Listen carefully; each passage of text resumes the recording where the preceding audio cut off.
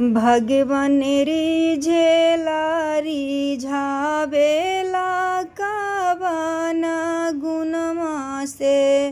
भगवन रिझेला रिझावेला कवन गुणमा से। आज तलक केहू न जाने भगवन तोहरा रीत। आज तलक केहू न जाने भगवन तोहरा रीत। केकरा संगवा वर करेला केकरा संगवा प्रीत। मोहे नारद के छोड़ावेला कवन गुणमा से। मोहे नारद के छोड़ावेला कवन गुणमा से। भगवन रिझेला रिझावेला कवन गुणमा से। ना खैला पकवान मिठाई दुर्योधन घर जाके। ना खैला पकवान मिठाई दुर्योधन घर जाके। सूखा साग विदुर घर खैला सूखा साग विदुर घर खैला। रुचि रुचि भोग लगा के स्वाद छिलके में तू पावेला कवन गुणमा से। भगवन रिझेला रिझावेला कवन गुणमा से।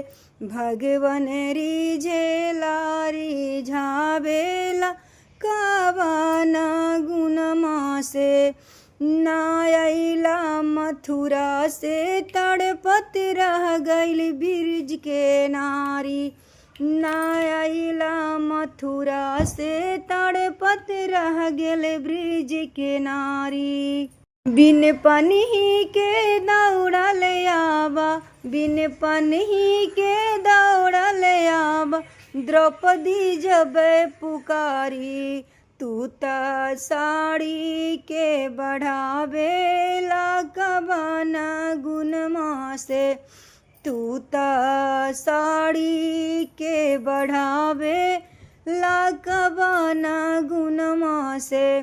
भगवन रिझेला रिझावेला कवन गुणमा से। भगवन रिझेला रिझावेला कवन गुणमा से। नाम अजामिल के बेटा नारायण सबसे प्यारा।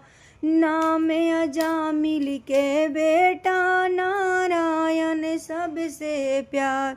हे नारायण हमें बचाओ हे नारायण हमें बचाओ।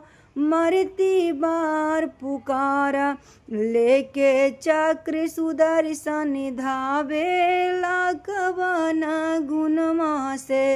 लेके चक्र सुदर्शन धावेला कवन गुणमा से।